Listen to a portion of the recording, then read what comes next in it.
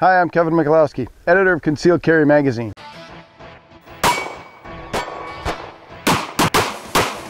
In this edition of Drill of the Month, we'll talk about one of the 4 cardinal rules of firearm safety: know your target and beyond. Basically, in this scenario, what we have here are 2 bad guy pepper popper targets who are engaging and trying to rob the first target up front, and there's 2 people in the back. What we need to do through this scenario is move and shoot to change our shot angles to make sure that we don't engage any of the no-shoot targets in front of or behind the bad guys. This is something that you'll probably come up with if you're ever involved in a deadly force incident.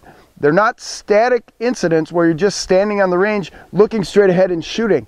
You have to move, shoot, and communicate, and you have to always pay attention to what's beyond your target, and in some cases what's in front of your target. There may be somebody trying to escape by running between you and the bad guy, so you need to pay attention for that. So what we'll do, we'll take a look at this scenario that we have here, and as you approach it, you can move to either your right or your left. Obviously, what I want you to do is get off the X, find cover, and move to that direction, and only take your shots on the bad guys when there are no good guys in your line of fire. So let's try this out on the range and see how it works. Okay, so the scenario is you're out on the street, and remember the last time we did this, we did the turn and shoot drill. I want you to utilize that same drill again. We look over here and we see 2 individuals. Remember, dirtbags run in pairs.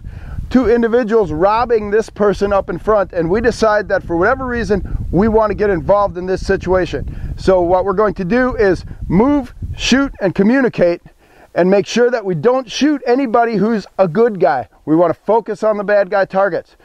So we see what's going on and we just address it. Stop! Put down your gun!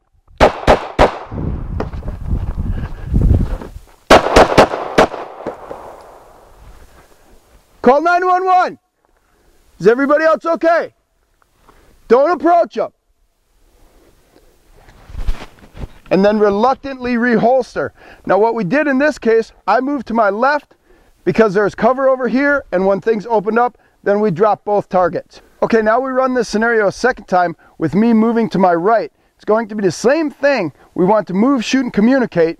We want to engage the targets only when they're clear of the no-shoot targets. Again, always paying attention to where the no-shoot targets are. This is a static environment. Obviously, out on the street, people are going to be moving all over, especially when the shooting starts. You need to be able to focus on who your enemy is and engage only your enemy, and make sure you know where your bullets are going. Let's try it again one more time. Stop! What are you doing? Put down the gun! Stop! I'm Kevin Michalowski, editor of Concealed Carry Magazine. This has been your Drill of the Month.